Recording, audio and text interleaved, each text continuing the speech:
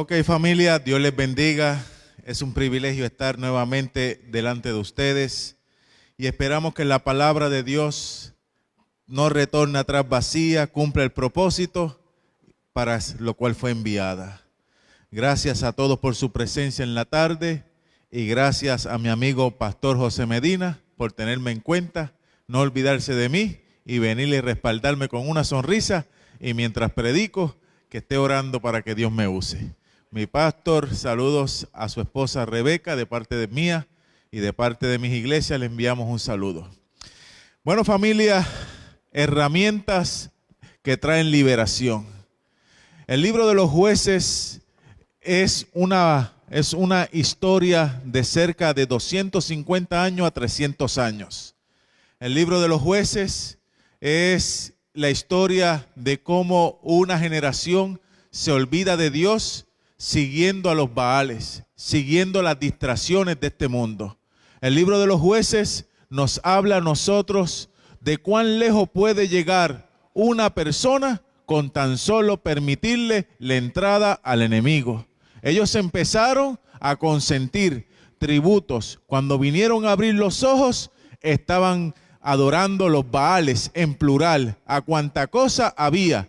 Todas las modalidades cananeas, que dicho sea de paso, cuando tú comienzas a estudiar lo que es cananeo, no es solamente un término para hablar solamente de una población y un pueblo. Los cananeos estaban subdivididos en cerca de 30 tribus. Los israelitas eran un pueblo. ¿Y cuántas tribus tenía? Tenían 12. Entonces los cananeos se subdividían con cerca de 30 tribus. Era un pueblo mucho mayor. Y los del norte tenían tendencias amorreas y fenicias. Los del este tenían tendencias moabitas. Los del sur tenían tendencias madianitas y amonitas. Y según ellos se movían al oeste también estaban los filisteos. Entonces, ¿qué sucedía con los cananeos que habitaban en la tierra, que allí sobrevivió o se mantuvo cerca del 20 al 25%, el otro 75% y el otro 80%, Josué logró expulsarlos de la tierra, pero ese 25% aproximado se quedó allí en la tierra. ¿Qué hacía ese 25%? Estaba allí siendo, como decía la profecía que el Señor le había dejado en Deuteronomio capítulo 26, que Dios le dijo, si ustedes dejan el extranjero y no los exterminan, ellos van a ser como una espina en sus talones, van a ser aguijones y les va a causar tropiezos y van a invalidar el pacto y van a causar que ustedes vayan a un deterioro en la relación con Jehová. Y a lo largo de los años usted comienza a ver que hacían lo que le daba la gana, no había juez en Israel, la anarquía y la apatía y la apostasía, las 3A que le mencioné, comenzaron a crear en ellos esa frustración espiritual. En el lenguaje y en el argot teológico se llama prostitución espiritual, adulterio espiritual. Dejaron a Jehová para servir a los dioses. Y ese término, dejaron a Jehová, es un término de tristeza, de darle la espalda. Después que Dios sacrificó tanto, llamando a Moisés, luchando contra los dioses de Egipto, demostrando que Él era el soberano, el gran yo soy, el Shaddai, el todopoderoso, derrumbando recientemente las murallas de Jericó para tener una entrada triunfal durante los días de Josué. 30 años después, comienza una generación a olvidarse de Dios y a darle la espalda a todo lo que Dios había hecho. Eso es increíble. Cuán fácil y cuán rápida es la memoria del ser humano. Por eso había un político aquí en Puerto Rico que cuando llegaban las elecciones, él decía, los puertorriqueños tienen memoria de una semana. Le das un voucher con un precio de tanto dinero para una nevera o para una lavadora y ya se olvidaron de lo malo que trabajó durante 4 años. Y le decían a los puertorriqueños que tenían memoria de una semana. Esta generación, esta tercera generación tiene memoria corta porque se olvidaron de Dios. Le dieron la espalda a Dios. Deuteronomios capítulo 8, versículo 11 dice, cuídate de no olvidarte de Jehová, porque el día que te olvides de Jehová ciertamente moriréis. come del fruto, moriréis. Pero no mueres de cantazo, no mueres rápido, mueres de una forma paulatina. Deja el deseo de orar, el deseo de congregarte, el deseo de buscar a Cristo. Los asuntos espirituales no son prioridad. En tu mente comienzas a negociar con la carne. Y los demonios y el espíritu diabólico y la naturaleza carnal es como una mosca, como dije esta mañana, que le gusta la carne podrida. Y una vez que comienzas a negociar con esos pensamientos y con esas inclinaciones, tu cuerpo, los demonios y todo va a ir a favor. Y dice la Biblia que el postrer estado es peor. La esclavitud se convierte en algo verdaderamente difícil de romper. Entonces, cuando uno viene de las tinieblas, que uno estuvo al lado de allá, uno dice, esto es tremendo, esto es increíble, de esta yo no salgo. Llegué al punto de no retorno, los que se encuentran en esa dimensión.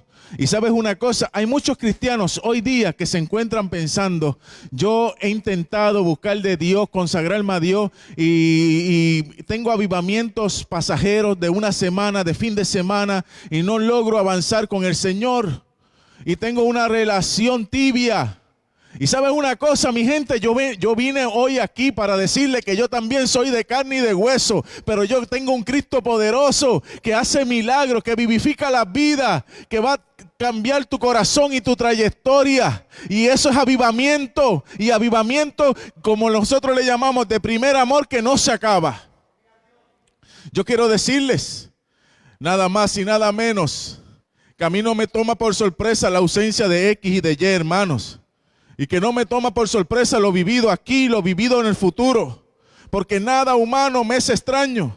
¿Cómo es posible que una tercera generación le dé la espalda a Dios y sirva a Baales con todo lo que Dios ha hecho, con todas las cosas lindas que Dios había hecho? ¿Cómo es posible que la iglesia de Espinal tenga ciertas necesidades? Si Dios protegió a Espinal del huracán María, si Dios protegió a Aguada de los terremotos, si Dios ha protegido a este pueblo en medio de la corrupción rampante que vive el gobierno y vive la sociedad, en medio de una sociedad y tantos países sufriendo, Dios ha protegido la isla del Cordero. ¿Cómo es posible?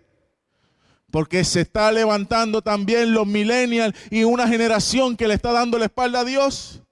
Todo es relativo, no hay absolutos, los principios, los valores, la ética, Dios no es una prioridad.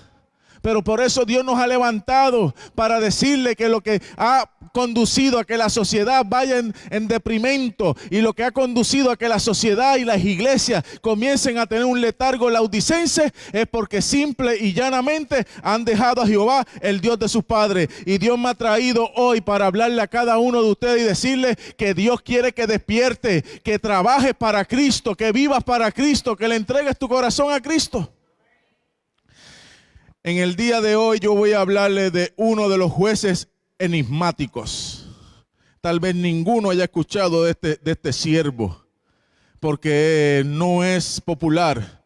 Es conocido entre los jueces menores, son 7 jueces menores. Su nombre aparece solamente 3 veces en el libro de los jueces, en 3 ocasiones versículos cortos. Pero deja unas hazañas increíbles. Y cuando yo comencé a leer el libro de los jueces, cuyo nombre es jueces, que quiere decir chofatín, gobernante, héroe, caudillo, guerrero, que trae libertad. Porque nosotros rápido cuando decimos jueces pensamos en magistrado, justicia punitiva, en una corte. Pero en la Biblia el contexto de jueces está relacionado con liberar a un gobierno y establecer el gobierno de Dios. Dejé de ver a Robin Hood. Dejé de ver la Excalibur del Rey Arturo. Ya no me interesa Gladiator ni Braveheart de Mel Gibson. Viendo la intriga de los jueces, comencé a hacerme la película y a ver las series televisivas para saber el meollo del asunto. ¿Será real? ¿Será un cuento? Y cuando comienzo a mirar yo, es una realidad. Hoy hablé en la mañana de Otoniel. El Espíritu Santo vino sobre Otoniel, le da la capacidad para vencer los gigantes, para vencer a los amorreos, para vencer como venció su familia, los ceneseos, que me llama la atención y yo quiero que presten atención porque el personaje que yo voy a mencionar en el día de hoy, los primeros 2 personajes que he mencionado, Otoniel y Sangar, de quien voy a hablar en esta mañana, sus raíces no son hebreas. Los ceneseos no eran nada más y nada menos israelitas. Ellos fueron injertados en la tribu de Judá y eran considerados como judíos de Judá, pero no eran Judá de nacionalidad, eran ceneseos. Pero ellos vienen de la familia de Jetro, de Moisés, tenían tendencias y tal vez herencia madianita, pero fueron integrados a la tribu de Judá. Y Dios de allí levantó, de esos ceneseos, levantó a Caleb. Y también levantó a nada más a Otoniel, de quien hablé en esta mañana. Y hoy la Biblia nos deja un personaje que no dice que era de alguna tribu. Y la intriga teológica es, ¿será israelita o será un pagano? Y es de suponer que pudiera ser un pagano por el nombre que lleva. Su nombre es Sangar, aparece en Jueces 3:31. Y en Jueces 3:31 dice, después de él vino Sangar, hijo de Anat, el cual mató 600 hombres de los filisteos con una aguijada de bueyes. Y él también liberó, salvó, juzgó. Esa es la palabra en el hebreo. En la versión mía dice salvó, en otra dice juzgar. Salvó a Israel. Sangar. Ese es el nombre. Es un nombre de lenguaje ugarítico, orio. En otras palabras, un lenguaje de la cultura cananea. Es de suponer entonces que su padre y su madre eran de esa cultura. Y ahí es que está el poder de Dios. Que no solamente los israelitas se convertían a los dioses malos, sino que también los cananeos le era abierto la puerta de la gracia para que se volvieran a Jehová y dejaran el paganismo y dejaran el politeísmo y se volvieran a Dios. Ay, pastor, la iglesia se está vaciando. Pues si la iglesia se vacía, la vamos a llenar con aquellos que están perdidos en el mundo, que se vengan, porque también Cristo es poderoso para traer de las tinieblas a los que están en las tinieblas. Hay gente que deja el evangelio y porque la iglesia deja el evangelio, ay, la iglesia no tiene poder. No, la iglesia tiene poder porque se nos va uno para el mundo, pero Dios se encarga de traernos 10 del mundo para decirle que Cristo transforma, que Cristo vivifica. ¿Quién es el que se lo pierde? ¿Se lo pierden ellos o no lo perdemos nosotros? Se lo pierden ellos. Se lo pierden aquel que se aleja del Señor.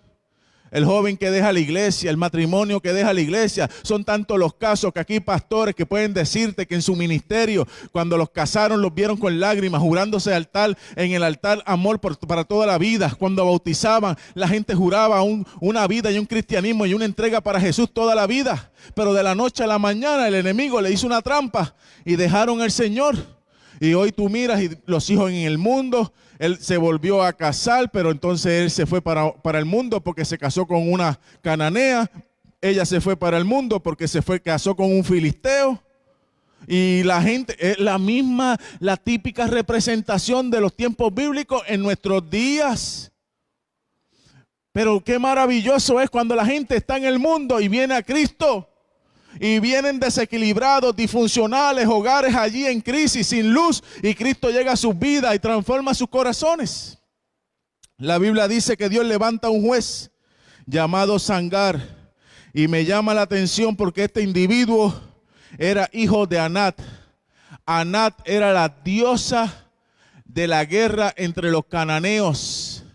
Era el equivalente a Nike entre los griegos. Y allí se encontraba Anat, hermana de Baal. Y por lo tanto era bien adorada entre los cananeos. A Baal, a esta mujer conocida como Anat, a él, el Dios supremo entre los cananeos, y a Astarot, esposa de él, le brindaban sacrificios humanos. Infanticidio. Entregaban los niños en aborto en manos de los dioses, en cultos idolátricos, prostituidos, sexuales, unas aberraciones nunca antes vistas. Y en esos tiempos no había una guerra tremenda entre los cananeos y los israelitas, y en el escenario se meten los filisteos para colmo. Y el pueblo no puede vivir en paz porque cuando no es una cosa es otra cosa. Ahora se levantan los filisteos. Y hay una guerra entre filisteos y los israelitas. Dice el versículo 31. Y uno dice, pero ¿cuál es la guerra? Donde este hombre llamado Sangar tiene que pelear con 600 filisteos. Entonces Débora en los capítulos posteriores, Débora, en el capítulo 5, en el versículo 6, dice lo siguiente, Jueces capítulo 5, versículo 6. Y en los días de Sangar, hijo de Anat, en los días de Jael, quedaron abandonados los caminos. ¿Por qué nadie quiere caminar por los caminos? ¿Por qué las carreteras están vacías? Parecen fantasmas. Como cuando usted mira las noticias en Norcorea, dice, ¿para qué quieren carreteras si no tienen autos? Ahí hizo fantasmas, caminos por aquí. Así estaban desolados los caminos, dice aquí la Biblia. Y los que andaban por la senda se apartaron por los senderos torcidos. Se iban por otros atajos, no agarraban por el camino, eran abandonados. ¿Por qué? Porque había un secuestro, había robo, como dicen en República Dominicana, atracaban a las personas, atracos, hacían atracos a las personas, los filisteos. Y hubo un hombre campesino que antes era pagano, nacido en un hogar pagano, se convirtió al Dios de Israel, llamado Sangar, que le pusieron por nombre Sangar, hijo de Anat, hijo de una diosa. Cuando lo bautizaron en las aguas, como hacen los católicos, le dijeron, tú eres hijo de la diosa de la victoria, de la guerra, llamado Anat. Pero él rompió todos esos hechizos. Él rompió toda esa maldición generacional sobre él. Él se convirtió al evangelio. Pero él se percata de que los caminos están siendo torcidos y que los caminos están siendo sacudidos por 600 filisteos. Cuando usted ve el libro de los Jueces, aparentemente los filisteos aparecen en escena. Desde los días de Génesis, ¿quiénes son los filisteos? Los filisteos no eran cananeos, pero tenían el dominio en toda la costa del Mediterráneo.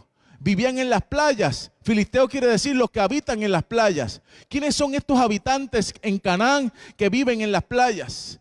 Son unos posibles extranjeros, dicen los historiadores, que vienen o de las islas Cretas o de las islas griegas. Y algunos piensan que viene de allá, de cerca de Atenas, de donde eran los espartanos, de allá, de esa zona griega, vienen los primeros filisteos y se establecieron allí.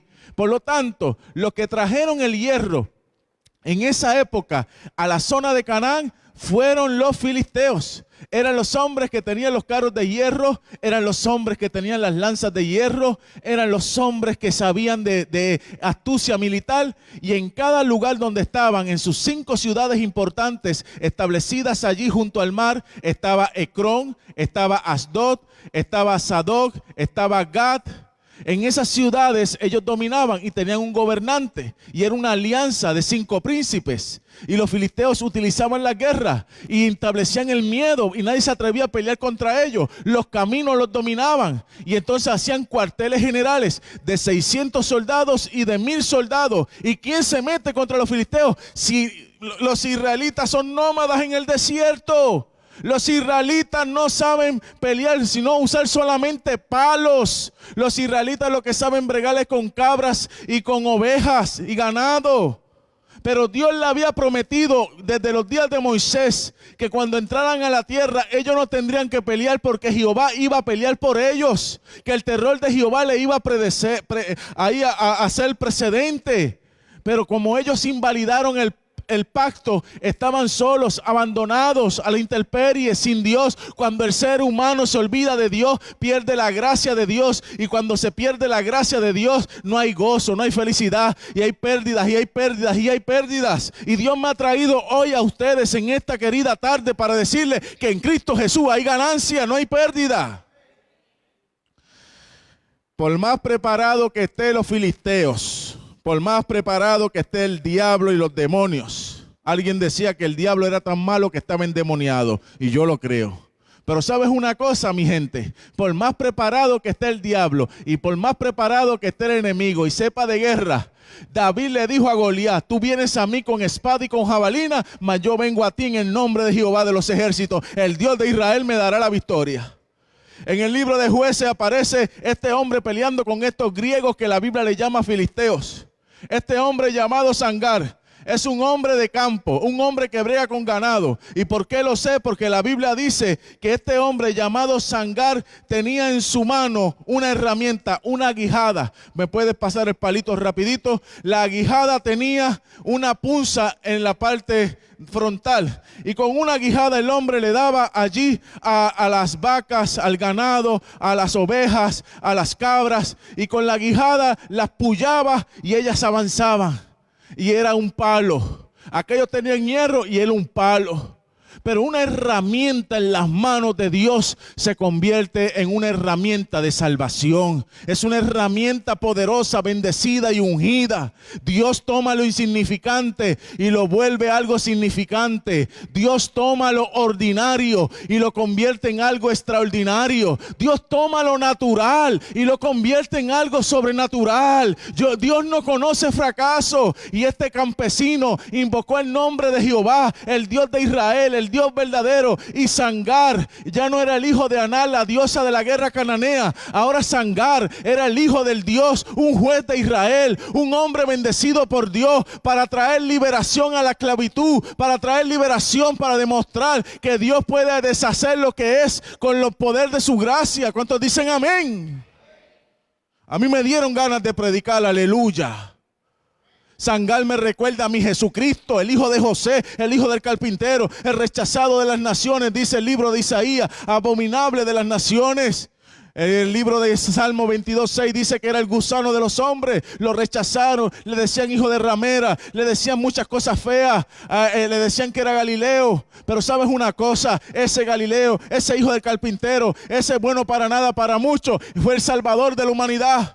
Y su herramienta máxima son dos palos cruzados, uno hacia arriba y otro hacia abajo, uno vertical y otro horizontal. El horizontal nos dice que tenemos que amarnos uno a los otros y que Cristo nos ama. Y el horizontal nos dice que Dios nos ama, que entregó a su Hijo para que muriera por nosotros. Alabado sea el Señor. Dios convierte las herramientas insignificantes en herramientas extraordinarias. Y Cristo nos demuestra a través de esta semana mayor que Él vino para que la Biblia se cumpliera. Siendo rico se hizo pobre para que por su pobreza nosotros fuéramos enriquecidos. Billy Graham, el gran predicador, decía que el Hijo de Dios se hizo hijo de los hombres para que los hijos de los hombres se hiciesen hijos de Dios. Hay una transición, hay una bendición, las herramientas de Dios dadas al ser humano. Usted no está desprovisto de la gracia. Dios nos ha dado los dones de la gracia, los dones del Espíritu, para poder ir a la batalla contra los filisteos. Sangar era un juez regional. Otoniel fue un juez nacional. La diferencia entre regional y el nacional, que el regional era solamente para una tribu o un grupo o una aldea. El nacional era para todas las tribus. Otoniel hizo un llamado a la batalla y vinieron todas las tribus para pelear contra Cusán Risatai. Él pudo unificar en medio de la anarquía. Yo le expliqué esta mañana que la anarquía era individualismo. Vivir llaneros solitarios en la iglesia, endiosándose a sí mismos y creyendo que así pueden llegar lejos en una vida espiritual. No es saludable. Sangar es un líder regional, adoptado por una tribu, por un grupo de la tribu. Y eso es impactante, porque Dios ha puesto pastores, y los pastores pudieran ser los líderes nacionales, que dirigen más gente, que dirigen más tribus, 2 iglesias, 3 iglesias. Pero dentro de esa iglesia hay unos líderes regionales para poder ayudar al pastor, para dirigir la tribu, para dirigir la aldea. Y ese tipo de liderazgo pudiéramos decir que es el director de la obra misionera, el anciano de iglesia, los líderes de la junta. Esos vendrían a ser el equivalente a un Sangar de nuestros días. Es un líder regional que no puede sentirse feliz viendo el deterioro, cómo la gente ha descuidado la relación con Dios. Y se levanta el Sangar y dice: yo voy a levantar la obra de Dios y voy a pelear con 600 hombres. Aleluya. Otoniel dice la Biblia en los versículos que anteceden que vino el Espíritu Santo sobre él. La Biblia dice que el Espíritu Santo vino sobre Otoniel. Y ahí es que está el secreto en el libro de los Jueces, el Espíritu de Dios. Ningún hombre aquí habido ni por haber podrá pelear con 600 hombres y mantenerse con fuerza y seguir con vida. Ninguno. Para que un hombre venza a 600 hombres se necesita una fuerza sobrenatural, una habilidad extraordinaria, un control absoluto de Dios en su vida. Y allí está descifrado, cuando predique de Sansón en algún día de la semana, ahí es que está descifrado la fuerza de Sansón. Porque cada vez que Sansón hacía una obra extraordinaria con su fuerza, la Biblia dice, y vino el Espíritu de Jehová. La fuerza no estaba en Sansón, no era una fuerza natural, era una fuerza sobrenatural procedente de Dios. Pero ¿sabes una cosa? Sansón no es el primero. Hubo uno antes que Sansón, se llama Sangar. Aunque no hay lujo ni detalle de toda la hazaña y la fuerza y cómo manifestó esa fuerza, la Biblia dice que venció 600 hombres. Yo asumo, estudiando la Biblia, que como Dios no hace excepción de personas, primero el Espíritu Santo tuvo que haber venido sobre Sangar para vencer esos 600 hombres. Entonces el Espíritu Santo utiliza a Sangar, le da la herramienta, le da el palo, la quijada, para poder vencer a estos hombres, a estos 600 hombres. Y la Biblia lo dice constantemente en los salmos. Ellos confían en carros, confían en ejércitos, confían en hombres, pero nosotros confiamos en Jehová, el Dios de la batalla, el Dios poderoso. Entonces mi motivación para los hermanos aquí en Espinal es confiar en Jehová, entregarle la vida al Señor. Dios pelea mis batallas. Dios está al control de mi vida. Dios no conoce fracaso. Dios te abre puertas. Dios está allí en la guerra contigo. Sangar, el pagano, se convirtió y mírale las grandes victorias que Dios le está dando. La iglesia debe de sentirse feliz y contenta cuando un alma viene a los pies de Cristo. No importa su pasado, no importa la historia de su familia. Lo que importa es que pueda ser un líder en la iglesia de Dios para la gloria del Señor. Hay gente que está en la iglesia y miran con competencia al que llegó. Dele la gloria a Dios porque va a ser una persona que va a ayudar a tu tribu, a tu familia, a la iglesia de Espinal a seguir adelante. Cuando miramos el libro de los Jueces, esto es algo que uno tiene que darle un poquito de efecto aquí a la memoria y recordar. Recordar, mis hermanos, Abraham era pagano. Abraham no era un santo. Abraham viene de la tierra pagana, Génesis capítulo 12. Y Dios llamó a un pagano y de ese pagano comenzó a nacer una nación. Y Dios iba a ser de ese pagano que venía de la antigua Mesopotamia, de la zona de Sinnar, conocida también como la zona Caldea, también conocida como hoy día como Irak. El primer hombre del pueblo de Israel no era israelita, era un iraquí. Y no se llamaba Osama Bin Laden, ni se llamaba Saddam Hussein, se llamaba Abraham. Y Dios le cambia el nombre, le pone a Abraham. Y hace un pacto con este hombre. ¿De qué estamos hablando? Que rechazamos a los que están en el mundo, pero el pueblo de Dios en el Antiguo Testamento vino de uno del mundo. ¿De qué estamos hablando? Aquí nadie es más santo que nadie. Es verdad que Cristo llegó a tu vida, ha cambiado tu vida, piensas de una manera diferente, tienes grandes valores, eres una persona higiénicamente, espiritualmente limpia y sana, pero no te garantiza de tu pasado. La historia de este mundo nos dice que Cristo llama a todo el mundo, que Cristo puede transformar a quien se sea, y si viene a Cristo, Cristo le da una nueva naturaleza. Eso es lo que yo apuesto, eso es lo que yo quiero, que en esta congregación puedan haber personas educadas, profesionales, pero también gente moderada, pobre de la comunidad. Unos hablan bonito, otros casi bonito, pero Dios los va a ir transformando a todos, porque la palabra de Dios es lámpara a nuestros pies y lumbrera a nuestro camino. ¿Cuántos me respaldan con un amén? El nombre de Sangar lo llevo aquí en lo más profundo de mi corazón, porque donde están ellos yo estuve. Y Dios me ha puesto para ir a pelear por ellos, para ser el apóstol de ellos, el pastor de ellos, sacarlos de las calles, predicarles y decirle que Cristo salva. Usted tiene que ser bendecido de Dios y decir, wow, Señor, gracias. Si yo tengo una esposa y tengo unos hijos, yo tengo que ir a buscar y rescatar esos hogares que están arruinados. La unción que me has dado, Señor, tengo que compartirla, a dar consejo intervenir para que ese niño no sea abusado, para que esa familia no tenga asesinato, para que la violencia pare en ese hogar.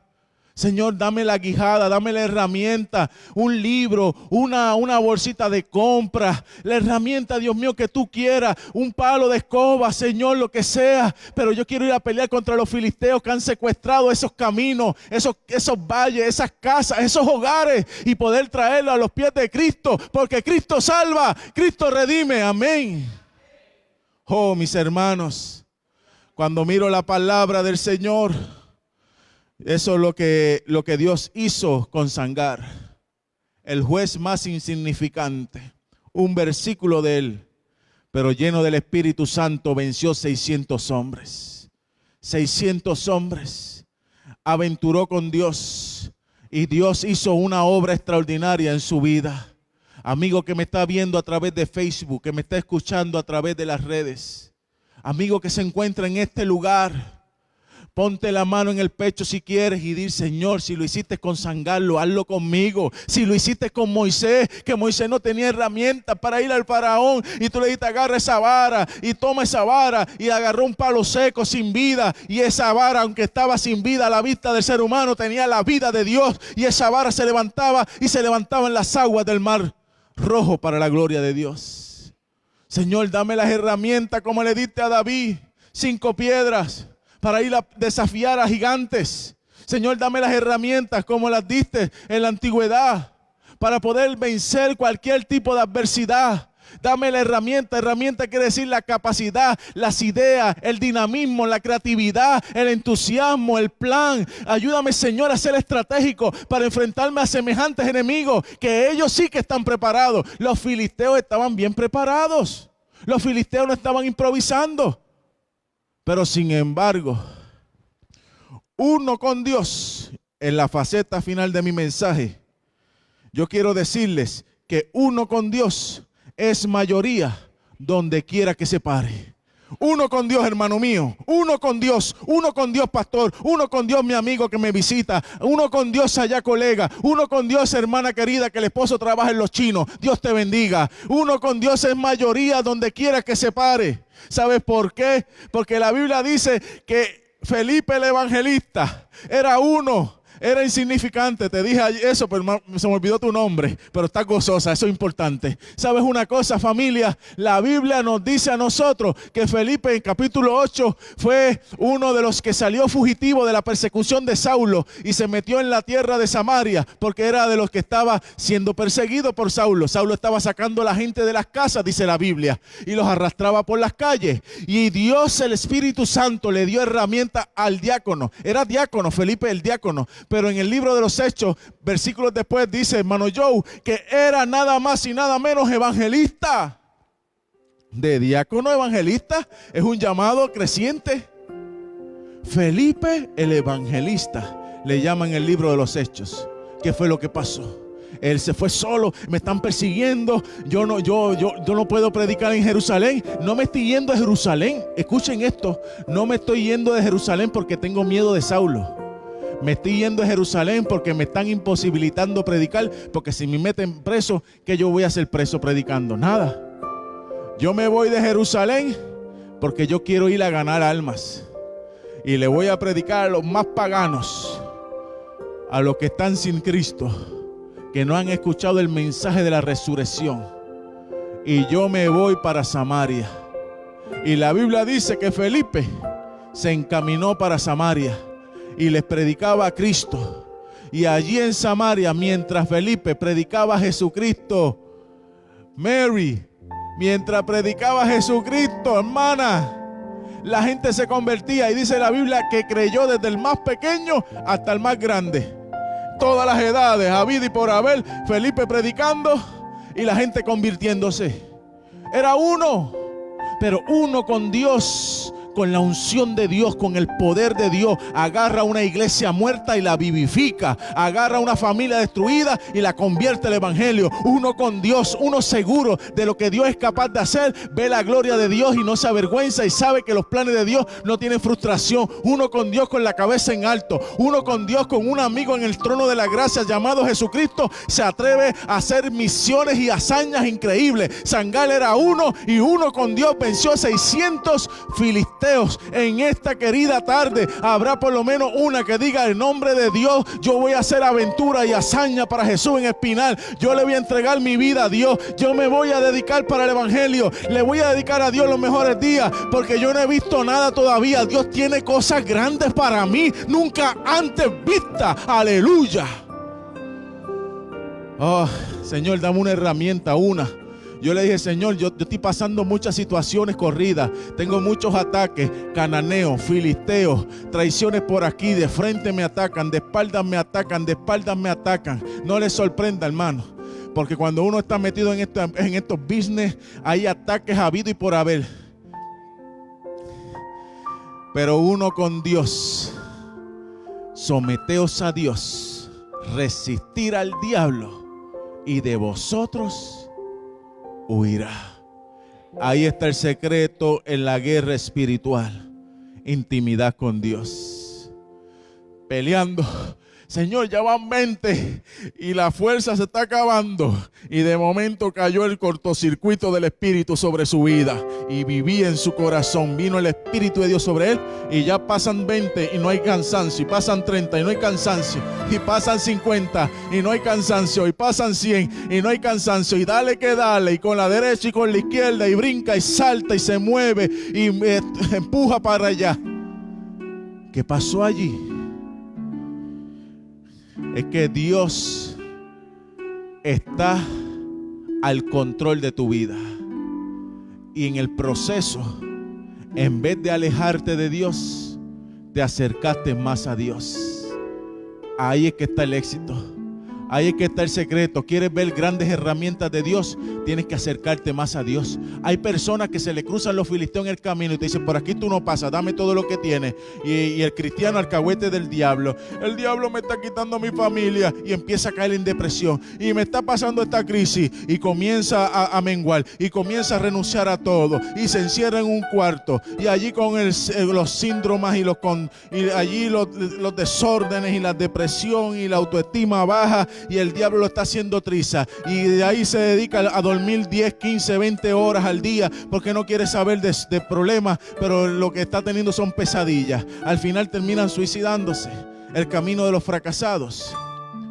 Porque en vez de acercarse a Dios, se alejan de Dios. Sangar dice: esto está malo. No hay tránsito, no hay comercio, comida no está llegando, la gente está sufriendo, hay un miedo, esta gente son unos terroristas, nadie se atreve a cruzar. Esto se acabó ya. Yo voy a pelear esto. Y se fue solo con el palo. Eso es lo que Dios está llamando en esta tarde. Locos por Jesús. Cuando empecé en el evangelio era un loco por Jesús. Me trepaba en los billares a predicar, 19, 18 años. Y allí, las muchachas que trabajaban en la barra terminaban pidiéndome la revista y llorando. Los alcohólicos y los borrachos. Javier Donate tenía un ministerio en esa zona y me decía: Eri, estás tremendo. Pregunté por ti y te llaman en tu barrio Eri Mafú. Y ya ustedes saben que en aquella época, hace 20 años, el Mafú no era muy buena palabra. Le han cambiado el nombre, hoy día le llaman hierba y cosas así. Y me decían Eri Mafú. Pero ese muchacho había dejado el mundo y estaba con Cristo. Y predicaba y usaba la vara que Dios me daba, la herramienta que era un centinela. Y yo veía mujeres llorar y los muchachos del barrio llorar y la gente del barrio llorar. Pero los veía llorar porque los veía sin esperanza. Y cuando tú hablas de Dios, Dios enternece los corazones. Porque estaba cansada de ser manoseada por los hombres.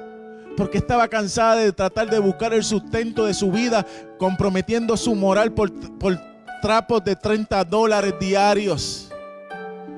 Y ella estaba cansada y yo le decía: Jesús te ama, tú no eres virgen, pero Jesús es virgen. Si tú aceptas a Cristo, Cristo te da su virginidad. Cristo es sano, Cristo sana el pasado, Cristo limpia tu vida. Eso era impresionante. Dios me daba ese nivel de palabra para la edad que estaba, apenas con 1 año. No tenía el vocabulario, yo cantinflaba, yo no sabía una jota ni una tilde de la Biblia. Yo repetía, yo estaba perdido. Tal vez también hoy puede decirlo, pero creo que he mejorado. Pero al fin y al cabo, familia, en esos días, empezando en la fe, ni una jota, pero estaba tan enamorado de Jesús que había que compartirlo con todo el mundo, mis hermanos y amigos, y sin vergüenza alguna, con lo poquito, con lo mucho que tenía, ahí Dios me respaldaba, y lo veía después en la ganancia de las almas, en la asistencia a la iglesia, en el testimonio en mi barrio, en mi pueblo.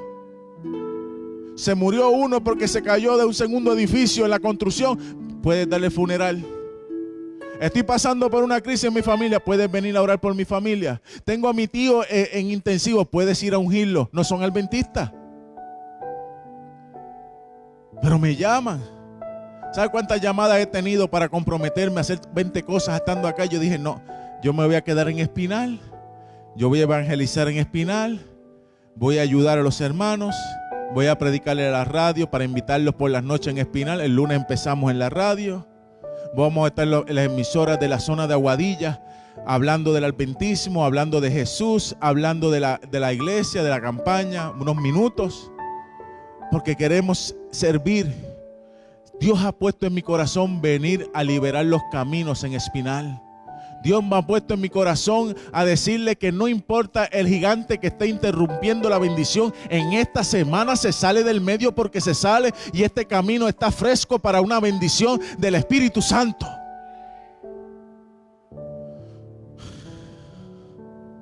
El tiempo pasa conmigo como si fuera agua, y ya tengo que aterrizar, porque a partir del lunes, como es de noche, eso es 35, 40 minutos, no más. Pero como es sábado, y el que me cuestione los sábados, le digo que el mandamiento dice: 6 días trabajarás y el 7º día descansarás, pero descansarás en Cristo. Y yo ahora, mientras predico, y usted mientras escucha, está descansando en Cristo. Miren, familia,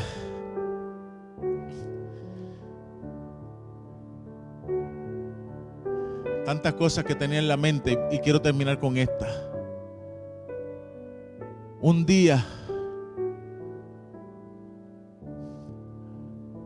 el pastor Germán Cortés y el pastor José Medina estaban recibiendo en una pila bautismal a un joven que tenía 16 años de edad. 16 años de edad. No tenía un background muy grande, porque en 16 años viene de un hogar de divorcio, criado por los abuelos. Familia buena, pero con las luchas de la vida no es tan fácil. Pero conoció a Jesús a través de los cadetes médicos de la iglesia adventista. Y había una ceremonia bautismal para estudiantes de una academia que hay en el suroeste, en Sabana Grande. Y la iglesia local del pastor Germán Cortés incluyeron a ese joven. Y cuando ese joven fue bautizado, el pastor Medina recibió al joven en sus manos, y el pastor Cortés hacía la oración, y luego intercambiaban, y bautizaron entre 14, 18, 20 muchachos. Y dentro de esa gente, pues estaba yo. Yo era ese muchacho. Ese mismo día me invitaron a fumar hierba. Le dije: no, yo le entregué mi vida a Cristo. Ese día me invitaron para la calle. Yo dije: no, yo le entregué mi vida a Jesús. Ese día yo nunca lo olvido, porque años después tuve una recaída y empecé a sufrir, porque yo sentía que le vio la espalda a lo más grande en mi vida. Lo que mantiene a los cristianos es ese primer amor, ese recuerdo, esa primera experiencia con Dios. Eso nunca se olvida, cómo Dios te llamó. Y saben una cosa, pasaron los años y por las vueltas de la vida terminé en un programa de rehabilitación. Y ahí pareciera que eché por tierra los años que le serví al Señor. Porque eso es lo que te pone el enemigo. Y eso es lo que hace el enemigo con la gente que tira a tierra. Pero ¿sabes una cosa? El Señor restauró. Y el Señor me limpió. Y fui bautizado por segunda vez y última vez en la playa de Joyudas con los 10 del programa de rehabilitación. Y el que me bautizó calladito, que no se lo ha dicho a nadie, ni yo se lo he dicho a nadie, ahora ustedes lo saben, el pastor Maisonet. Y Maisonet me bautizó ese día. Y yo recuerdo esos dos episodios en mi corazón: el bautismo del pastor Medina, el bautismo del pastor Maisonet.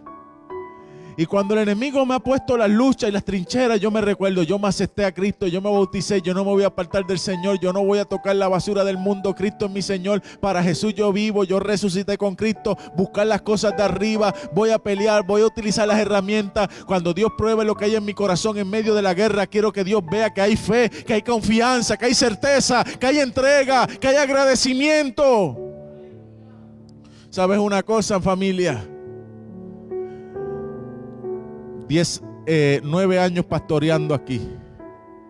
Después de todo eso, 9 años pastoreando aquí, 8 años pastoreando en Estados Unidos, salvando cientos de vidas, ministrando a cientos de vidas, diferentes ciudades, predicando en las aceras, en las cunetas, en los barrios, en las parcelas, en los gobiernos, en los púlpitos, donde aquí para allá. Y a veces me voy sin corbata, y a veces me voy con una bocina y un cable y una extensión para predicar, y no tengo tal vez el lujo o el prestigio o el conocimiento, pero no importa, porque lo que importa es que cada vez que yo salga, saber que voy con las herramientas de Dios. Que el que te llama te capacita, que el que te capacita te envía, que el que te envía te respalda, y que el que te respalda te suple. Esto no es improvisado, hermano. Esto es una semana de oración que llama que tengo, que se llama el Dios Todopoderoso.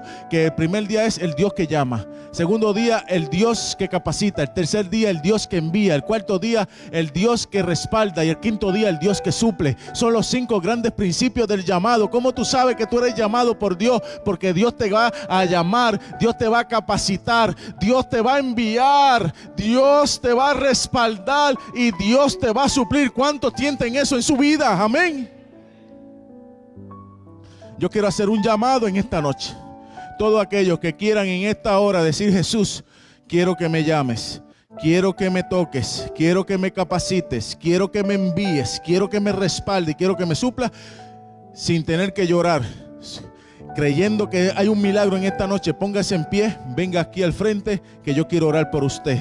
Tiene 5 segunditos, venga, en el nombre de Jesús, no te resistas. Dile: Señor, en nombre de Jesús, hoy es el día donde tú me vas a dar herramientas, porque mi ministerio no hay filisteo que me lo quite. Mi ministerio viene de Dios y mi ministerio es de Dios, y lo que es de Dios, el hombre no lo puede quitar. Amén. Si hay una persona que nos está mirando a través de las redes, yo quiero decirle que Dios está interesado en bendecirte. Y si Dios está interesado en bendecirte, te va a dar todas las herramientas. Gloria al Señor. El Señor te va a bendecir. El Señor va a hacer un milagro en tu vida. Hoy el altar completamente está lleno por todos los que se encuentran aquí en la iglesia. Y le doy gloria a Dios por eso. La Biblia dice: Sangar, el hijo de la diosa de la guerra llamada Anat, ahora es el Hijo de Dios. Se perpetuó su nombre ahora en la Biblia. Un versículo, Jueces 3:31,